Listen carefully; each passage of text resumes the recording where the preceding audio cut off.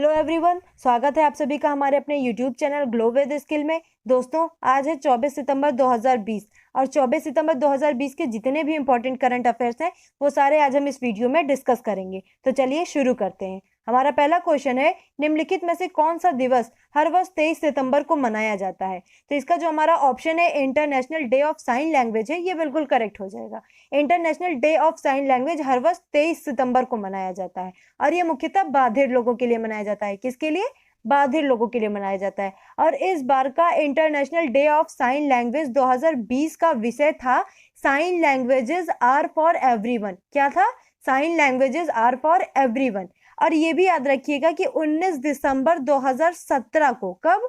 19 दिसंबर 2017 को संयुक्त राष्ट्र महासभा ने 23 सितंबर को international day of sign language के रूप में घोषित किया। कब किया? 19 दिसंबर 2017 को। अब यहाँ पर हम अपने बाकी सारे ऑप्शंस की बात करें तो विश्व ब्रेल दिवस हर वर्ष 4 जनवरी को मनाया जाता है। शून्य भेदभाव दिवस ये हर वर्ष 1 मार्च को मनाया जाता है और विश्व जल दिवस ये हर वर्ष 22 मार्च को मनाया जाता है। अब बढ़ते हैं हम क्वेश्चन नंबर 2 की तरफ। हमारा क्वेश्चन नंबर 2 है, हाल ही में किसने न्यूयॉर्क के ममारोनक में विंग्ड फूट क्लब में यूएस ओपन चैंपियनशिप का 120वां संस्करण जीता? तो इसका जो हमारा ऑप्शन है ब्राइसन डेचम्बो है, ये बिल्कुल करेक्ट हो जाएगा। ब्राइसन डेचम्बो ने न्यूयॉर्क के ममारोनक में विंग्ड फूट क्लब में यूएस ओपन चैंपियनशिप का 120वां संस्करण जीता। अब ये ब्राइसन डेचम्बो ये कौन थे? तो ये एक अमेरिकन गोल्फर हैं। कौन है? American golfer. और यूएस ओपन चैंपियनशिप में ये इनकी पहली जीत है। कौन सी? पहली जीत है। अब बढ़ेंगे हम क्वेश्चन नंबर 3 की तरफ। हमारा क्वेश्चन नंबर 3 है, सितंबर 2020 में प्रोफेसर राज शाह द्वारा किसे सम्मानित किया गया? तो इसका जो हमारा option C father Camille Bulcke है, ये बिल्कुल करेक्ट हो जाएगा। सितंबर 2020 में प्रोफेसर राज शाह द्वारा फादर केमिल बुल्के को सम्मानित किया गया। ठीक है, अब बढ़ेंगे हम क्वेश्चन नंबर 4 की तरफ। हमारा क्वेश्चन नंबर 4 है, 4 सितंबर 2020 में अब्बास मेलिन मड़ी का निधन हो गया। वे निम्नलिखित में से किस क्षेत्र से संबंधित थे? तो इसका जो हमारा ऑप्शन सी लेखन है, ये बिल्कुल करेक्ट हो जाएगा। अब्बास मेलिन मड़ी का निधन हो गया है हाल ही में और वो लेखन के क्षेत्र से संबंधित थे। इन्हें डॉक्टर गोरूर साहित्य पुरस्कार से भी सम्मानित किया गया है। इसके अलावा इन्हें प्रसिद्ध कन्नड़ साहित्य दत्ता प्रशस्ति से भी सम्मानित किया गया है। किससे? कन्नड़ साहित्य दत्ता प्रशस्ति से भी सम्मानित किया गया है। इन्होंने अपने जीवन काल में 9 संग्रह, 3 काव्य संग्रह, 3 कहानी खंड, 1 उपन्यास और 3 लघु लेख संग्रह लिखे हैं। ठीक है, अब बढ़ेंगे हम क्वेश्चन नंबर 5 की तरफ। हमारा क्वेश्चन नंबर 5 है, सितंबर 2020 में भारतीय नौसेना किस देश के साथ हिंद महासागर क्षेत्र में 2 दिवसीय मेगा अभ्यास करेगी? तो इसका जो हमारा ऑप्शन सी ऑस्ट्रेलिया है, ये बिल्कुल करेक्ट हो जाएगा। भारतीय नौसेना ऑस्ट्रेलिया देश के साथ हिंद महासागर क्षेत्र में 2 दिवसीय मेगा अभ्यास करेगी। ठीक है, और इस मेगा अभ्यास में विमान भेदी अभ्यास और हेलीकॉप्टर संचालन शामिल होंगे। कौन कौन से? विमान भेदी अभ्यास और हेलीकॉप्टर संचालन शामिल होंगे। अब बात है यहाँ पर ऑस्ट्रेलिया की, तो ऑस्ट्रेलिया के बारे में बात कर लेते हैं। ऑस्ट्रेलिया की राजधानी है कैनबरा। ऑस्ट्रेलिया की मुद्रा है ऑस्ट्रेलियाई डॉलर। ऑस्ट्रेलिया के प्रधानमंत्री हैं स्कॉट मॉरिसन और इस ऑस्ट्रेलिया का राष्ट्रीय खेल है ऑस्ट्रेलियाई नियम फुटबॉल। क्या है? ऑस्ट्रेलियाई नियम फुटबॉल। अब बढ़ेंगे हम क्वेश्चन नंबर 6 की तरफ। हम क्वेश्चन नंबर 6 है हमारा, हाल ही में केरल के कौन से शहर में पहले बायोमेडिकल पार्क की स्थापना करने की घोषणा हुई है? तो इसका जो हमारा ऑप्शन सी तिरुवनंतपुरम है, ये बिल्कुल करेक्ट हो जाएगा। केरल के तिरुवनंतपुरम शहर में पहले बायोमेडिकल पार्क की स्थापना करने की घोषणा हुई है। इसके अलावा made spark, life science park, थोन कक्कल में भी इस बायोमेडिकल पार्क को स्थापित किया जाएगा। ठीक है, अब बात है यहाँ पर केरल की, तो केरल के बारे में जान लेते हैं। यहाँ पर जिलों की संख्या है 14, लोकसभा सीटें हैं 20 और राज्यसभा सीटें हैं 9। केरल के सीएम है पिनाराई विजयन।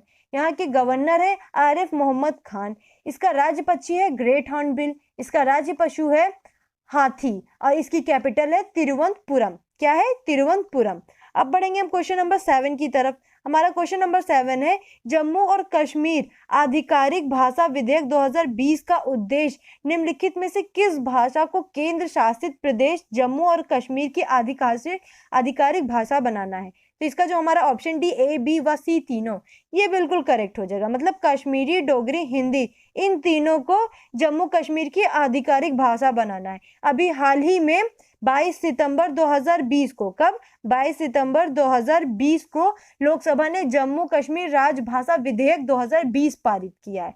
और इस विधेयक का उद्देश्य कश्मीरी, डोगरी, हिंदी, अंग्रेजी और उर्दू को जम्मू कश्मीर की आधिकारिक भाषा बनाना है। इससे पहले केवल उर्दू ही जम्मू कश्मीर की आधिकारिक भाषा थी। ठीक है, अब यहाँ पे बात है जम्मू कश्मीर की, तो जम्मू कश्मीर के बारे में जान लेते हैं। यहाँ पे सलीम अली नेशनल पार्क बहुत फेमस है। कौन सा? सलीम अली। इसके अलावा एक और नेशनल पार्क है किश्तवाड़ नेशनल पार्क। कौन सा? किश्तवाड़ नेशनल पार्क है। अगर इसके राष्ट्रीय उद्यान की बात करें तो यहाँ पर दाची-गाम राष्ट्रीय उद्यान है और हेनिस राष्ट्रीय उद्यान है। यहाँ पर गुलमर्ग वन्यजीव अभ्यारण्य है और नंदिनी वन्यजीव अभ्यारण्य है। अब बात करते हैं इसके लेफ्टिनेंट गवर्नर की, तो इसके लेफ्टिनेंट गवर्नर है मनोज सिन्हा। इससे पहले थे गिरीश चंद मुर्मू, जिन्होंने अभी हाल ही में इस्तीफा दिया है, और इसके बाद इसके लेफ्टिनेंट गवर्नर बने हैं मनोज सिन्हा। अब बढ़ते हैं हम क्वेश्चन नंबर 8 की तरफ। हमारा क्वेश्चन नंबर 8 है, किस मंदिर का श्राइन बोर्ड पवित्र तीर्थ से सीधे दर्शन के लिए भक्तों के लिए एक मोबाइल ऐप लॉन्च करने की योजना बना रहा है? तो इसका जो हमारा ऑप्शन डी, श्री माता वैष्णो देवी है, ये बिल्कुल करेक्ट हो जाएगा। श्री माता वैष्णो देवी श्राइन बोर्ड पवित्र तीर्थ से सीधे दर्शन के लिए भक्तों के लिए एक मोबाइल ऐप लॉन्च करने की योजना बना रहा है। और नवरात्रि के पहले दिन, मतलब 17 अक्टूबर 2020 को, कब? 17 अक्टूबर 2020 को लॉन्च किए जाने वाले इस ऐप में लाइव हवन करने के लिए फीचर होंगे। कौन से? लाइव हवन करने के लिए फीचर होंगे। अब बढ़ेंगे हम क्वेश्चन नंबर 9 की तरफ।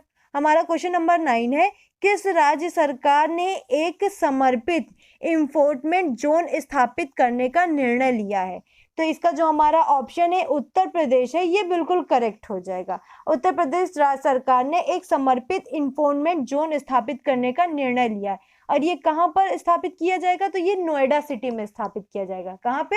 नोएडा सिटी में स्थापित किया जाएगा। और इसे यमुना एक्सप्रेस वे औद्योगिक विकास प्राधिकरण द्वारा स्थापित किया जाएगा। किसके द्वारा? यमुना एक्सप्रेस वे औद्योगिक विकास प्राधिकरण, मतलब YEIDA द्वारा इसे स्थापित किया जाएगा। इसे नोएडा में स्थापित किया जाएगा, अभी मैंने बताया। और इसे नोएडा के 1000 एकड़ की भूमि पर सभी टेक्निकल सुविधाओं के साथ स्थापित किया जाएगा। ठीक है, अब यहाँ पर बात है उत्तर प्रदेश की, तो उत्तर प्रदेश के बारे में जान लेते हैं।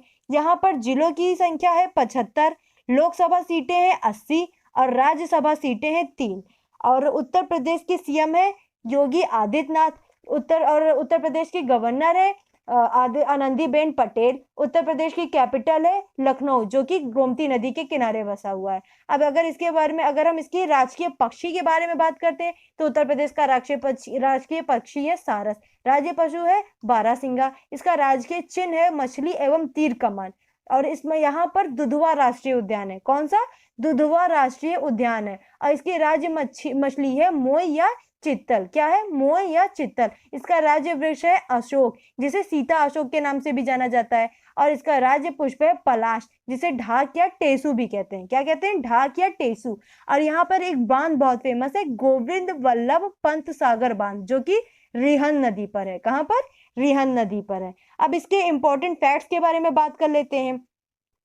तो यहाँ पर देश की सबसे बड़ी और सबसे सुंदर फिल्म सिटी, जो कि मैंने अभी बताया कि नोएडा सिटी में स्थापित किया जाएगा, उसकी घोषणा की गई है। यहाँ पे उत्तर प्रदेश में भाग्य लक्ष्मी योजना शुरू किया गया है, हर्बल रोड प्रोजेक्ट योजना शुरू किया गया है, रोजगार छतरी योजना शुरू किया गया है, और टेक्सटाइल पार्क अभी, जो कि कहाँ, बरेली में बनाने की अभी इसकी भी घोषणा की गई है। उत्तर प्रदेश वर्चुअल अदालतों के जरिए सुनवाई करने वाला पहला राज्य बन गया है। अब बढ़ेंगे हम क्वेश्चन नंबर 10 की तरफ।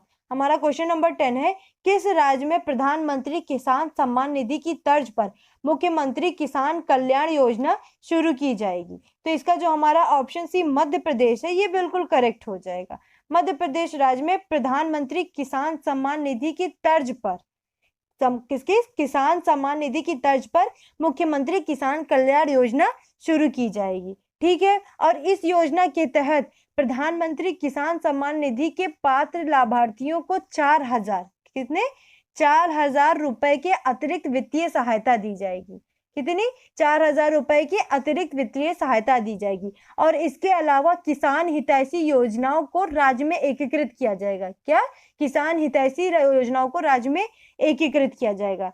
अब बात है यहाँ पर मध्य प्रदेश की, तो मध्य प्रदेश के बारे में जान लेते हैं। मध्य प्रदेश के सीएम है शिवराज सिंह चौहान, इसके गवर्नर है आनंदीबेन पटेल और इसकी कैपिटल है भोपाल। मध्य प्रदेश का राज्य पक्षी है दूधराज, जिसे क्या शाह बुलबुल भी कहते हैं। इसका राजकीय पशु है बारहसिंगा, इसका राजकीय पुष्प है लिली और इसका राजकीय वृक्ष है हाथी। क्या है?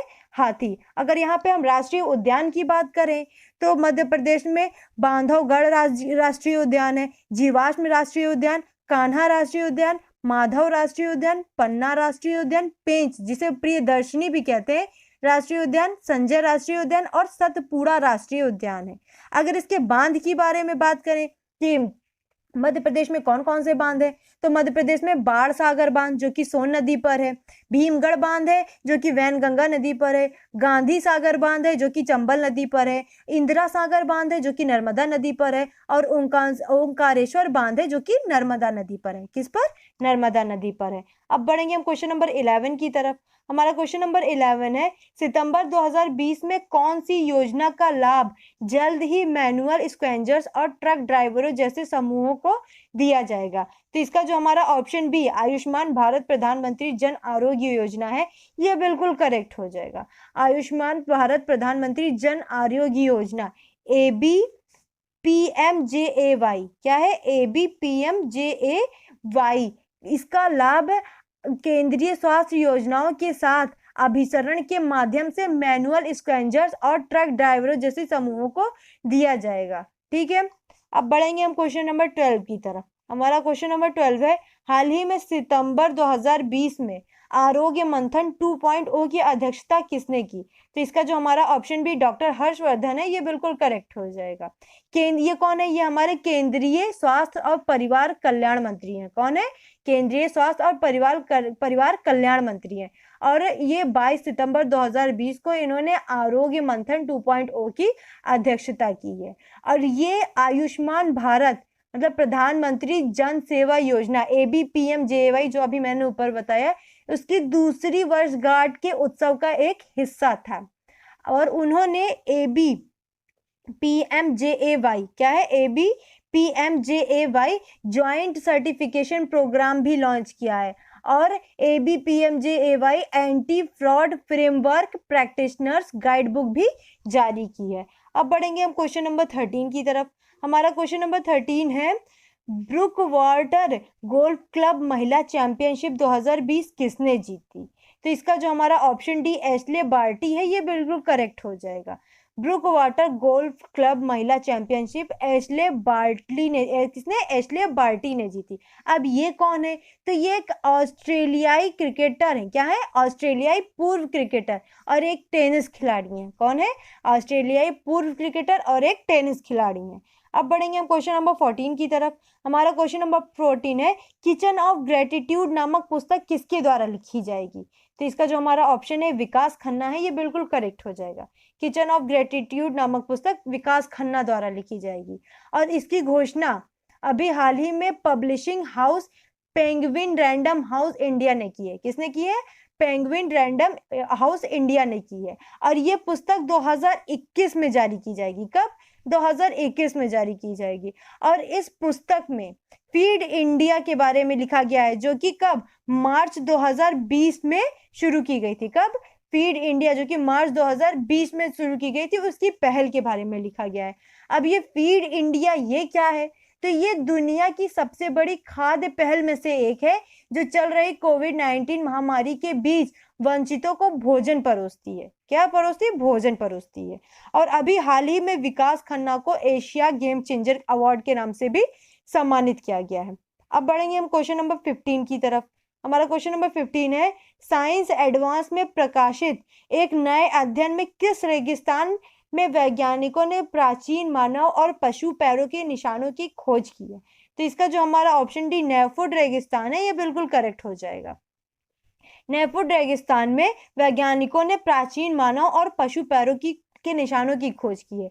इसके अनुसार 12 आज से लगभग 120,000 साल पहले। कब से? 120,000 साल पहले आज के उत्तरी सऊदी अरब में होमोसेपियंस का एक छोटा सा समूह पीने और खाने के लिए उथली झील पर रुका, जहां ऊंट, भैंस और हाथी भी आया करते थे। ठीक है, और इसकी खोज किसने कि साइंस एडवांस में इसकी प्रकाशित की गई है और ये वैज्ञानिकों के द्वारा खोजा गया है। ये था क्वेश्चन नंबर 15 और इस वीडियो का लास्ट क्वेश्चन। अगर आपको वीडियो अच्छी लगी हो तो लाइक, शेयर और सब्सक्राइब जरूर करें। देखने के लिए धन्यवाद।